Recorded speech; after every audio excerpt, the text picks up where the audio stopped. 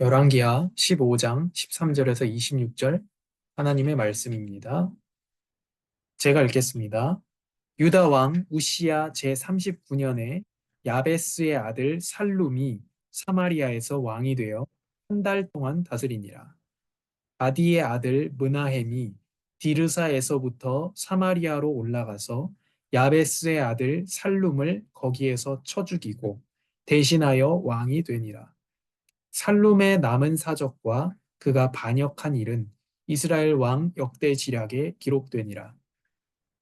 그때 므나헴이 비르사에서 와서 딥사와 그 가운데 있는 모든 사람과 그 사방을 쳤으니 이는 그들이 성문을 열지 아니하였습니다.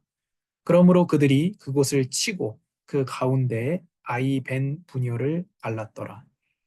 유다 왕 아사랴 제39년에 가디의 아들 므나헴이 이스라엘 왕이 되어 사마리아에서 10년간 다스리며 여호와 보시기에 악을 행하여 이스라엘로 범죄하게 한 느밧의 아들 여로보암의 죄에서 평생 떠나지 아니하였더라. 아수르 왕 불이 와서 그 땅을 치려하매 므나헴이 은 1000달란트를 주어서 그로 자기를 도와주게 하므로 나라를 자기 손에 굳게 세우고자 하여 그 은을 이스라엘 모든 큰 부자에게서 강탈하여 각 사람에게 은 50세겔씩 내게 하여 아수르 왕에게 주었더니 이에 아수르 왕이 되돌아가 그 땅에 머물지 아니하였더라. 므나헴의 남은 사적과 그가 행한 모든 일은 이스라엘 왕 역대지략에 기록되지 아니하였느냐. 므나헴이 그의 조상들과 함께 자고 그의 아들 브가히야가 대신하여 왕이 되니라. 유다의 왕 아사랴 제50년에 므나헴의 아들 브가히야가 사마리아에서 이스라엘 왕이 되어 2년간 다스리며 여호와 보시기에 악을 행하여 이스라엘로 범죄하게 한 느밧의 아들 여로보암의 죄에서 떠나지 아니한지라. 그 장관 르말랴의 아들 베가가 반역하여 사마리아 왕궁 호위소에서 왕과 아르곱과 아리엘을 죽이되 길르앗 사람 50명과 더불어 죽이고 대신하여 왕이 되었더라. 그가 히야의 남은 사적과 그가 행한 모든 일은 이스라엘 왕 역대지략에 기록되니라.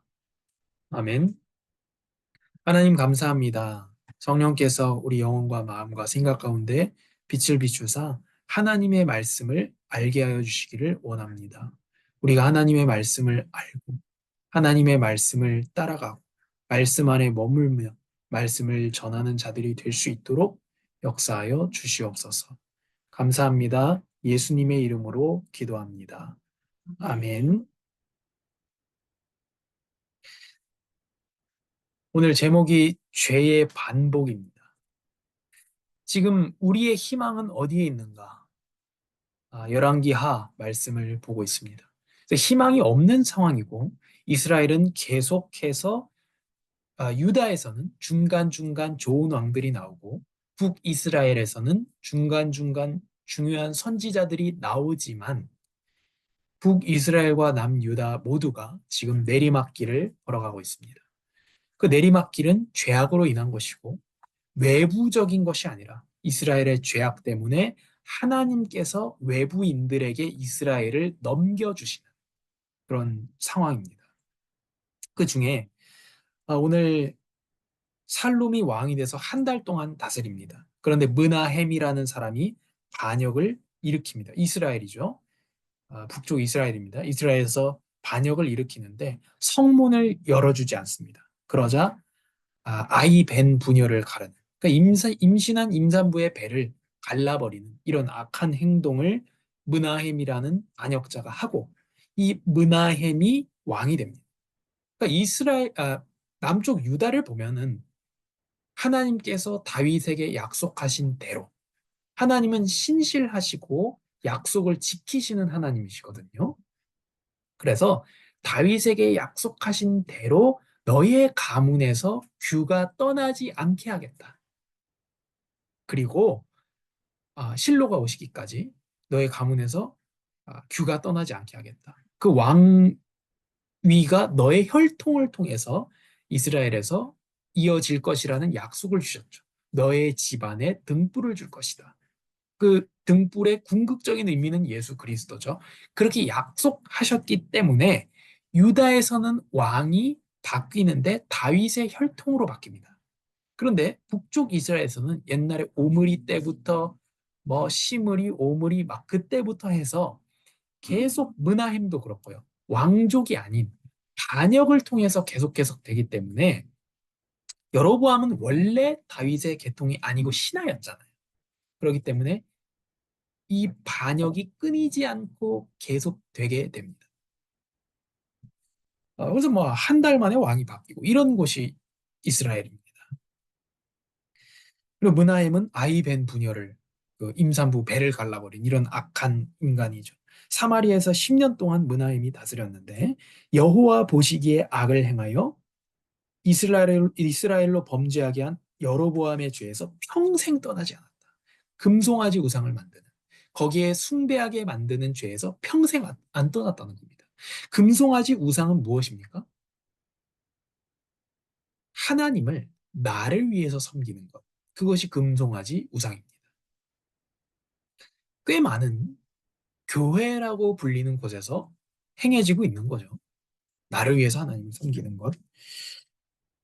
아, 므나헴은 이런 사람입니다. 아수르 왕이 와가지고 땅을 치려하니까 은 1000달란트를 주어서 아, 그 아수르 왕을 떠나가게 만듭니다. 떠나가게 만드는 건, 돈 줘서 떠나가게 만드는 건 만들 수 있다고 치는데, 떠나가게 만드는, 돈을 주는 이유가 뭐냐면, 나라를 자기 손에 굳게 세우려고, 자기가 권력을 가지려고 하는, 하나님께 권력을 드리는 것이 아니라, 원래 하나님이기 때문에, 또 하나님이 내게 맡겨주신 부분을 성실히 행하는 것이 아니라, 내가 그 권력이라고 하는 걸 가지려는 모습이 나오고 있습니다. 사울 왕에게 나왔던 모습과 동일합니다.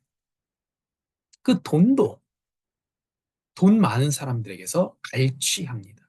도적질하는 거죠. 그리고 그 동기도 백성을 위한 것이 물론 아니라 자기의 권세를 위한 것입니다. 므나임이 죽고 아들 브가히야가 왕이 되는데 여호와 보시기에 악을 행하여 여로보암의 죄에서 떠나지 않습니다. 또 르말리아의 아들 베가가 또 반역해서 죽이고 왕이 됩니다. 이것이 오늘 본문의 내용입니다. 반역이 반역을 부르고 반대로 하나님께서 약속을 주신 유다에는 그래도 다윗의 혈통으로 계보가 이어진 이런 것들을 보면서 하나님이 우리가 신실하신 하나님이라는 사실을 볼 수 있습니다. 여기 나타나는 게 뭡니까? 죄의 반복입니다. 그래서 오늘 죄에 대해서, 죄의 교리에 대해서 약간 다루는 시간을 갖도록 하겠습니다. 먼저 다락방에서는 근본 문제라는 단어를 씁니다. 이게 제일 중요해요. 창세기 3장에 근본 문제라는 단어를 쓰죠. 제일 중요한 거죠, 사실은. 근데 여기 이렇게 표현합니다. 근본 문제라 이렇게 말하고요. 그 근본 문제 세 가지가 무엇입니까? 죄 문제, 하나님 떠난 문제, 사탄 문제라고 이렇게 말하고 있습니다. 그러니까 문제에 포커스가 있습니다. 근본 문제 안에 문제 세 가지 문제가 있는 것입니다. 그래서 죄 문제를 뭐라고 얘기하느냐? 죄가 뭐죠? 다락방식으로 하면요. 네, 하나님 떠난 것이 죄다 이렇게 얘기합니다. 아닙니다. 저는 다락방에 있을 때 이렇게 안 가르쳤거든요. 죄가 하나님을 떠난 게 죄가 아닙니다. 아니에요. 죄는 하나님의 뜻에 반대하거나 하나님의 뜻에 미치지 못하는 것. 예를 들면 세금을 100만 원 내라 그랬는데 안 냈다. 이거 죄거든요. 100만 원 내라 그랬는데 50만 원만 냈어요. 형편이 안 좋아서. 이것도 죄거든요. 그래서 하나님의 뜻에 반대로 하거나 아니면 그 수준에 미치지 못하거나 이게 죄입니다. 그럼 하나님의 뜻은 어디에 나타나 있습니까? 율법에 나타나 있습니다. 이 제대로 된 부분 나중에 할 거니까요.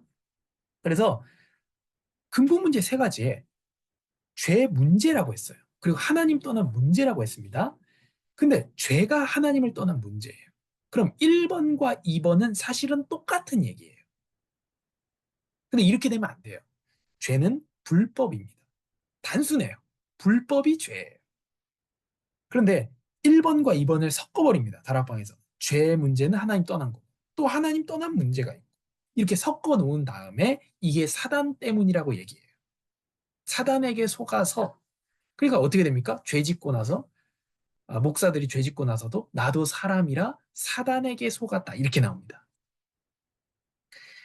그러니까 여기에 문제가 있습니다.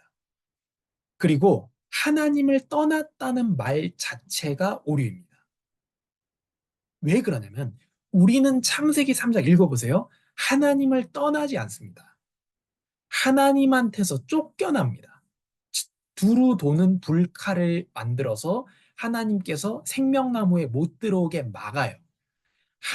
내가 하나님을 떠났으면 하나님을 다시 만나면 돼요. 그런데 하나님에게서 쫓겨났으면 하나님을 만나러 갈 수가 없어요. 그래서 하나님께 쫓겨났다고 얘기해야 우리에게 중보자이신 예수 그리스도의 필요성이 더 강조되고 그렇게 되는 겁니다. 그래서 하나님을 떠난 문제가 근본 문제라는 말 자체가 오류예요. 당연히 하나님을 떠난 것이 죄라는 말도 오류예요. 죄를 지어서 하나님에게서 쫓겨난 겁니다. 인과관계예요. 원인과 결과입니다. 죄 지어서 쫓겨났어요. 죄가 하나님을 떠난 문제가 아니에요. 이런 상관관계가 아니고 앞뒤가 있는 원인과 결과가 있는 인간관계입니다. 죄와 하나님에게서 쫓겨나는 겁니다. 그리고 쫓겨났다고도 안 하고 떠났다고 얘기하거든요.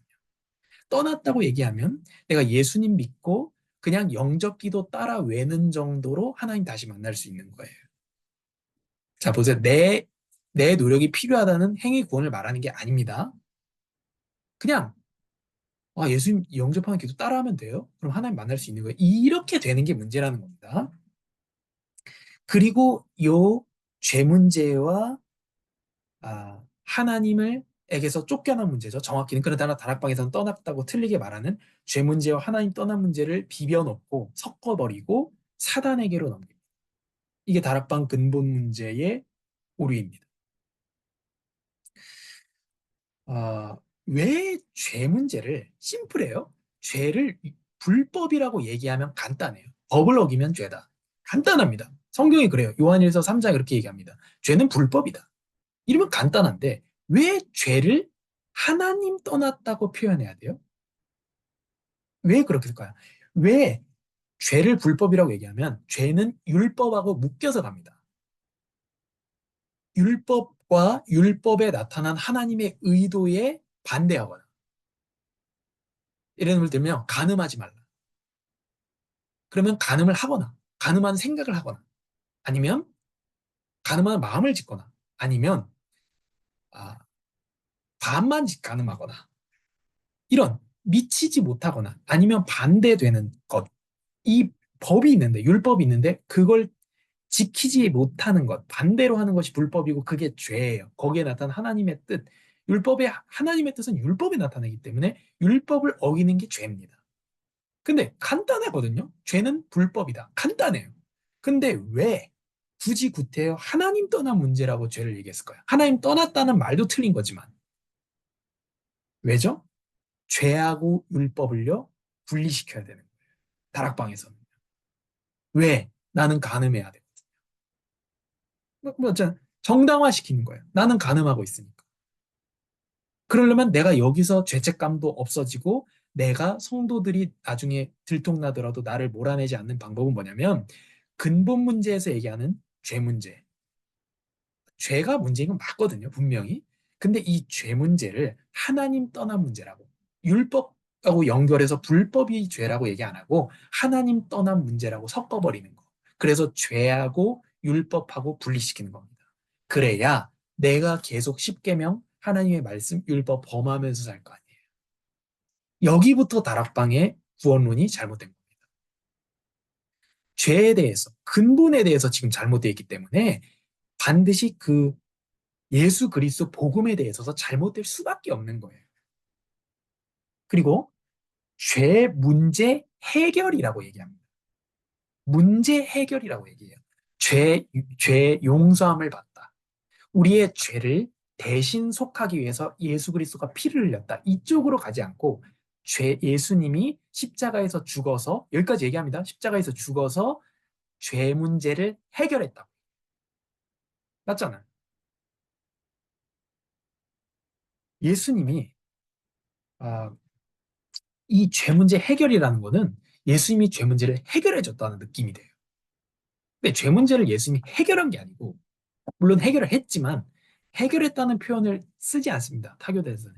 해결했다고 하지 않고, 하나님의 공의가 있어요. 그게 충족이 돼야 돼요. 그래서 죄에 대한 하나님의 진노가 있고 죄인에 대한 하나님의 진노가 있어요. 예수님이 십자가에서 그 진노가 예수님에게서 쏟아져서 예수님이 대신 당하시고 아버지한테 버림을 받고 창에 뚫리고 십자가에서 피를 흘리셨단 말이에요. 그래서 우리가 죄 용서함을 받았단 말이에요. 죄 용서함을 받은 사람은요, 죄에서 멀어지게 돼요. 예수님 사랑하잖아요, 우리가. 그러면 예수님이 내 죄 때문에 죽었다. 그러면 죄가 미워집니다. 그래서 죄를 멀리 하게 돼요. 점점, 점점. 그런데 죄 문제 해결받은 사람, 과거 문제, 현재 문제, 미래 죄까지 예수 그리스도가 다 해결했다고 하는 사람은 죄책감에 사로잡히지 않습니다. 죄책을 안 느껴요. 왜요? 해결했잖아요. 그래서 내 죄 때문에 예수님이 피를 흘려서 하나님의 공의가 충족되고 대신 내 죄를 사하여 주시고 내가 용서받게 했다라고 믿는 사람에게는 죄에게서 당연히 멀어지는 결과가 나타나게 됩니다. 근데 죄 문제 해결이라 그러면 죄하고 더욱 가까워집니다. 계속 합리화되거든요. 왜냐면 내가 죄 졌어요. 이 죄 문제조도 예수님이 뭐라고요? 끝냈다. 그 다락방에 있는 성도가 죄 때문에 마음 아파하고 있어요. 내가 하나님의 뜻대로 살지 못하는 죄 때문에 마음 아파하고 있습니다. 그럼 사역자가 뭐라고 얘기합니까? 끝났다고 얘기하면서 죄책감을 제거해 줍니다. 아주 비성경적인 거예요, 이게. 성도가 죄 때문에 마음 아파하는 거는 정상입니다. 정상. 이렇게 길게 얘기할 필요 없이 불신자한테 가서 물어보세요. 죄 짓고 마음 아파하는 게 정상입니까? 비정상입니까? 안 아파하는 게 비정상이라고. 다락방은 어떻게 하죠? 비정상을 하고 있는. 복음은 정상을 뛰어넘는 것이지 비정상이 아닙니다. 죄책감을 사라지게 하는 거예요. 자기 죄책감도 없애고 성도들에게도 죄책감을 없애는 겁니다. 죄 문제 해결이라고 얘기해가지고 죄 사함이 아니고 이런 식으로 여러 가지 다락방에는 죄를 짓게 만드는 장치들이 있어요. 다락방의 근본 문제라고 하는 거 아니에요. 첫 번째로 죄 문제를 하나님 떠난 문제하고 섞어버리는 거. 불법이 아니라. 그리고 하나님을 떠났다고 얘기하는 거. 하나님 죄 때문에 쫓겨난 게 아니고. 그리고 죄와 율법을 분리시키려는 명백한 의도가 있고. 죄 문제 해결이라고 하는 단어의 의미. 왜 이런 교리를 발전시켰겠어요? 계속 죄 지어야 되니까. 이런 결론이 나오는 거. 그러니까 지금 죄에 대한 게 잘못됐으니까 어떻게 되겠어요? 죄 사하는 예수 그리스도의 복음에 대해서도 잘못될 수밖에 없는 거예요. 그래서 올바른 복음이 될 수가 없는 겁니다. 근본이 잘못됐기 때문에. 예수는 그리스도 모든 문제 해결자라는 말 자체가 잘못됐어요. 이게 다락방 오류란 말이에요. 그건 맞는 거 아니에요. 예수님 모든 문제 해결자가 아닙니다. 예수님이 요한복음 19장 30절에 다 이루었다 하면 모든 문제 해결했다는 뜻이 아닙니다. 다 이뤘다 하면 구원의 완성, 죄사함의 완성을 말합니다. 그래서 다락방에서는 문제 해결에 초점을 맞춥니다. 영적 문제, 근본 문제, 죄 문제, 하나님 떠난 문제, 사단 문제. 예수님 뭐예요? 우리의 구원자가 아니라 구주, 정말 나를 용서받도록 대신 피 흘리신 분 구주가 아니라 죄의 근본에 대해서 이렇게 틀리게 보고 있다 보니까 예수님은 나의 해결책이에요. 뭐라고 얘기합니까? 예수님은 모든 문제 해결자예요. 구주가 아니에요. 해결자입니다. 그러니까 지금 죄에서부터 근본에서 예수는 그리스도 모든 문제 해결자 여기부터 잘못되어 있다는 거예요. 다락방이. 그래서 올바른 복음이 될 수가 없는 거예요. 그리고 이런 거를 왜 만들어냈느냐? 내가 계속 죄 짓고 살고 내 죄책감을 없애고 내가 죄지었다는 사실을 들통이 나더라도 성도들 이런 교리 속에서 목사님 죄 졌어도 과거, 현재, 미래 죄 문제 예수님이 다 끝내신 것 아니냐. 저 목사의 죄 때문에 예수님이 피 흘려 죽으셨다가 아니고 끝내신 거 아니냐라고 함으로 계속 죄 지을 수 있는 토양, 땅을 마련해 주는 것이 다락방의 죄에 대한 교리입니다. 그래서 성경적으로 오늘 죄의 반복인데요. 본문에서도 죄란 무엇입니까? 하나님의 뜻에 어긋나는 겁니다. 그래서 죄는 불법입니다. 심플해요. 성경은 항상 죄를 율법과 연결해서 생각합니다. 열왕기 하에 있어서의 죄는 신명기 율법에 나타난 하나님의 율법을 지키지 않는 것이 열왕기 하에서 상과 하에서의 죄예요. 신명기에 준 율법을 지키지 않는 거예요, 이스라엘 백성들이. 그게 우상 만들지 말라 그랬는데 금송아지 만들잖아요. 그게 죄입니다. 뭐 하나님 떠난 그게 아니고. 그래서 율법에 반대하든지 복종이 부족하든지 이게 죄입니다. 그리고 죄가 뭐냐면 율법에 요구된 사랑과는 반대되는 겁니다. 제가 오늘 글을 올렸는데요. 아, 율법이다. 율법적이다. 그럼 뭐가 떠오르십니까? 저는 바리새인 생각나요. 그리고 율법적이다 그러면 뭐가 이미지가 떠오릅니까? 사랑이 없다. 이게 떠오릅니다. 그러니까 벌거프는 뭐라고 얘기하냐면 죄란 율법에 의해서 요구된 사랑과 반대된다. 이게 뭐예요? 율법에는 사랑이 요구되고 율법은 사랑을 요구해요, 우리한테. 우리 생각하고 달라요. 우리 생각에는 어떻죠? 다락방의 생각은 어떻죠? 율법하고 사랑은 반대된다고 생각해요. 저 또한 그렇게 생각했어요. 그런데 율법은 뭘 요구하냐? 사랑을 요구합니다. 대표적인 율법이 뭐죠? 십계명이거든요. 하나님 외에 다른 신을 섬기지 말라. 무슨 말씀입니까? 오직 하나님만 사랑해라. 그 율법은 사랑을 요구해요. 우상을 만들지 말라. 하나님이 원하는 방식으로 하나님을 사랑해야 돼. 안식일을 거룩히 지키라는 말씀은 영원하고 완전히 지속될 사랑의 날을 지금부터 맛보라. 여호와의 이름을 함부로 부르지 말라는 말씀은 하나님을 사랑할 때 경외함을 놓치지 말라. 그리고 사람에 대한 걸로 넘어가죠. 부모를 공경하라. 부모는 친구나 이웃과는 연인과는 다른 형태로 사랑해야 돼요. 부모를 사랑하는 방법은 친구 같은 부모. 이거는 성경적이지 않아요. 부모는 부모예요. 자식이 부모를 사랑하는 방법이 있어요. 그게 공경입니다. 저 잘 못하고 있는데 살인하지 말라는 말씀은 인간, 즉 이웃의 생명을 사랑하라는 말이에요. 간음하지 말라는 말은 뭐예요? 간음은 사랑 아닌가요? 간음은 사랑이 아니고 내 가정과 이웃의 가정을 사랑하라는 말이에요. 도둑질하지 말라. 이웃을 사랑하기 때문에 그의 사유재산을 인정해줘. 거짓 증언하지 말라. 이웃을 사랑하여 그의 명예를 지켜줘라. 이웃의 것을 탐내지 말라. 하나님이 주신 것들을 사랑하고 만족하라는 말이에요. 하나님이 주신 것 중에 제일 중요한 게 뭡니까? 시간입니다. 왜요? 하나님 주신 것이 부모님 중요하죠? 자식 중요합니다. 그러나 부모님과 자식과 우리가 영원히 함께하는 거 아니에요. 20년이면 20년, 30년이면 30년 정해진 시간이 있어요. 그리고 함께 하더라도 한 살 때의 제 아들하고 제가 함께 할 수 없어요. 371일 됐다. 372일 되면 371일 때의 아들 못 만납니다. 그래서 하나님 주신 것 중에 주신 것이 시간이에요. 그래서 시간을 아끼지 않는 것, 허랑방탕하게 보내는 것 또한 죄가 되는 겁니다. 그리고 하나님 주신 것을 사랑하고 만족하라는 거죠. 그러니까 율법은 뭡니까? 율법의 정수가 십계명이죠. 우리 다락방과 많은 사람들의 인식과는 다르게 율법은 뭐예요? 사랑을 요구하는 거예요.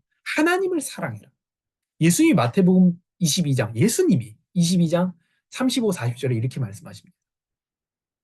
율법사가 예수님한테 물어봐요. 계명 중에 크고 첫째 되는 계명이 무엇입니까? 하나님을 사랑해. 너의 몸과 마음을 다해서 하나님 사랑해라. 둘째도 이와 같으니 그러니까 하나님 사랑 안에서 하란 말이죠. 내 이웃을 너의 몸과 같이 사랑해라. 율법의 요약을 뭐냐면 예수님은 사랑으로 요약하셨어요. 하나님 사랑, 인간 사랑. 그렇기 때문에 율법은 저 또한 그런 개념이었거든요. 율법적이다 그러면 사랑과는 멀리 동떨어진 막 따지고 드는 사람 이렇게 생각했거든요. 아니에요. 율법적인 사람은 사랑이 많은 사람이 율법적인 사람입니다. 그런데 문제는 뭐죠? 이게 안 돼요. 사랑이 안 된다. 율법 조문을 지키는 게 어렵고 불가능한데 더 어려운 건 사랑이 안 된다. 바리새인 보세요. 율법에 제일 가까워요. 율법 딸딸 외워요. 그런데 뭐 어떻습니까? 사랑에서 멀어요. 사람이 율법 조문을 지키려고 많은 노력을 하지만 하나님 사랑이 안 되고 사람 사랑이 안 돼요. 그래서 예수님께서 바리새인 보고 뭐라고 얘기합니까? 회칠한 무덤이라고 얘기해요. 겉에는 예쁘게 치장해 놨어요. 율법 조문을 지키고 율법을 가까이 한단 말이에요. 그런데 율법의 요구인 사랑에서는 멀어요. 안에 들어가면 시체가 썩고 있단 말이에요. 그러니까 바리새인도 불가능했던 거예요. 그럼 우리가 어떻게 사랑할 수가 있습니까? 그래서 하나님께서는 율법을 완성하기 위해서 예수님을 보내셨습니다. 우리가 하나님을 사랑하고 사람을 사랑할 수 있는 길을 열어주신 거예요. 그리스도 안에서 율법의 요구가 다 이루어집니다. 하나님의 영은 율법 조문을 올판이 아니라 물과 성령으로 거듭나서 부드러워진 우리의 새 마음판에 새깁니다. 그리스도의 몸된 교회, 곧 성도를 삼위일체 하나님의 사랑의 교통 속으로 초대하십니다. 그래서 우리가 어떡하죠? 사랑하며 살게 하십니다. 우리의 하나님, 우리가 믿는 하나님은 어떤 분이세요? 홀로 계신 분입니까? 물론 스스로 있는 자이신데 하나님은 성부와 성자와 성령 삼위일체 하나님이에요. 그래서 성부와 성자와 성령의 서로 사랑하심이 지극하단 말이에요. 그래서 하나님에게 있어서 사랑이란 삼위일체 하나님, 삼위일체 하나님에게 있어서 사랑이라는 건 지극히 당연한 겁니다. 사랑은 대상이 있어야 되거든요. 그렇다면 하나님이 우리를 왜 창조하셨을까 했을 때에 일위일체예요. 만약에 그러면 창조가 이해하기가 어렵습니다. 뭐 재미로 만들었을까? 심심해서 만들었을까? 이렇게 돼요. 그러나 성부와 성자와 성령 삼위일체 하나님 그 안에서 교통하며 무한한 사랑을 나누고 계시는 하나님께서 새로운 존재를 만들어서 그들과 사랑하시고 성부와 성자와 성령의 그 어떤 사랑 안으로 초대하시고 그리고 자기들끼리도 사랑하게 하며 살게 하는 것이 지극히 자연스러운 그러니까 창조는 되게 자연스러운 겁니다. 그래서 결론적으로 율법과 복음, 율법과 사랑은 반대되는 게 아니에요. 율법은 사랑을 요구하고 있고요. 이 율법이 요구하는 사랑은 복음으로 인해서 완성됩니다. 그래서 죄는 죄책과 오염을 내포하고 있습니다. 죄책은 뭐냐면 죄로 인한 형벌이에요. 오염은 뭐냐면 죄를 짓게 만드는 겁니다. 그래서 이런 얘기 많이 했단 말이에요. 많이 들었을 겁니다. 죄 지어서 죄인이냐? 죄인이라서 죄를 짓는 거냐? 이거는 그래서 죄 지어서 죄인 된 거 아니다. 죄인이라서 죄를 짓는 거다라고 얘기하는데 이건 틀린 말입니다. 죄에는 두 가지가 있습니다. 죄책, 내가 죄인이라서 형벌을 받는 게 있고요. 내가 죄인이라서 죄 짓는 경향이 되었다. 죄 짓는 성향이 되었다는 거예요. 그게 죄책과 오염입니다. 죄가 어디에 있을까요? 죄의 자리는 인간의 마음 속에 있습니다. 그래서 그러니까 하나님의 뜻, 율법에 나타난 하나님의 뜻에 반대하려고 하는 그 죄는 어디에 있냐면 마음 속에 있습니다. 마음에 뭐가 있느냐? 지정의가 있습니다. 지는 뭐죠? 악한 사상. 정은 뭐죠? 악한 감정, 정이죠. 지는 알지자잖아요. 악한 사상, 정은 악한 감정, 의는 의도, 악한 의도를 말합니다. 이건 뭐 삼분설이니 그런 거랑은 다른 거고 아무튼 사람의 마음 속에 지, 악한 사상, 정, 악한 감정, 의, 악한 의도. 이거 세 개 합치면 뭐예요? 지정의 합치면 뭐예요? 사람입니다. 그 사람의 그 죄악은 마음속에 가득 차 있다는 거예요. 그래서 창세기 6장 이렇게 말씀하시죠. 죄악이 항상 너희가 생각하는 게 악하다 이렇게 말씀하시죠. 요 마음속에 있는 지정의가 악한 사상, 악한 감정, 악한 의도로 가득 차 있기 때문에 이 찬 것이 행동으로 나옵니다. 그러면서 율법 조문을 율법 살인하지 말라 그 조문을 어기게 만드는 거죠. 두 번째로 죄의 기원이 있습니다. 죄는 어디서 시작됩니까? 우리 잘 아는 대로 낙원의 아담과 하와가 금지된 열매를 먹은 죄입니다. 심플하다니까요. 열매 먹지 마. 먹었어요. 죄 하나도 이런 거 아니에요. 불법입니다. 사탄의 도구였던 뱀이 의혹과 불신의 씨를 뿌린 것이 사실입니다. 사실인데 그러나 사탄이 범죄하게 만든 것은 아니에요. 사탄이 아담 하와 입 열고 선과 악을 알게 한 나무의 열매를 입안에 집어넣은 건 아닙니다. 씨들이 먹었지. 아, 그래서 사단이 속였고 인간이 범죄한 겁니다. 아담의 전인적 범죄, 아담의 악한 생각은 뭐죠? 악한 사상이 뭡니까? 불신앙과 자만이 있었습니다. 아담의 악한 감정은 뭡니까? 금지된 열매를 먹으려는 호기심이에요. 아담의 마음속에 있는 악한 의도는 뭡니까? 악한 의도는 하나님처럼 되려고 하는 욕망, 그 의도예요. 근데 보세요. 아담의 지금 범죄가 뭐예요? 마음속에 있는 지정의가 죄악에 붙잡혀서 행동으로 나타나 그 열매를 먹은 것이 아담의 죄라는 거예요. 근데 아담은 뭡니까? 인류의 대표죠. 그래서 온 인류가 죄로 인한 멸망 아래, 사망 아래 놓이게 되었고, 온 인류가 아담 안에서 오염됐다는 거예요. 뭐가요? 지정의가 싹 다요. 그 전인적 타락, 전적 타락이라고 그래요. 그래서 어, 성도가 아닌 사람이 선을 행할 수 있습니까? 성도가 아닌 사람이 선을 행할 수 있어요? 없습니다. 이게 성경의 대답이에요. 못해요. 선을 행하잖아요. 예, 약간의 선을 행하는데 하나님을 사랑해서 하는 것이 아닙니다. 오늘 저희 집에 어, 빵집에서 같이 일했던 매니저님이 오셨거든요. 너무 좋은 분이에요. 선물도 막 잔뜩 사오셨더라고. 막 저번에 돌떡은 그냥 먹는 거 아니라면서 뭐 돈도 주시고. 그분이 불교거든요. 불자예요. 행해요. 근데 약간의 선을 행하지만 하나님을 사랑해서 하는 건 아니에요. 그리고 하나님께 순종해서 하는 것도 아닙니다. 즉, 불완전해요. 그리고 이거를 전적 타락이라고 얘기하는 거예요. 뭐, 믿지 않는 사람 다 살인하고 돌아다니고, 구제 하나도 안 하고 그런 뜻이 아니고요. 그래서 온 인류의 마음속에 있는 지정의가 악한 사상, 악한 감정, 악한 의도로 채워져 있다는 겁니다.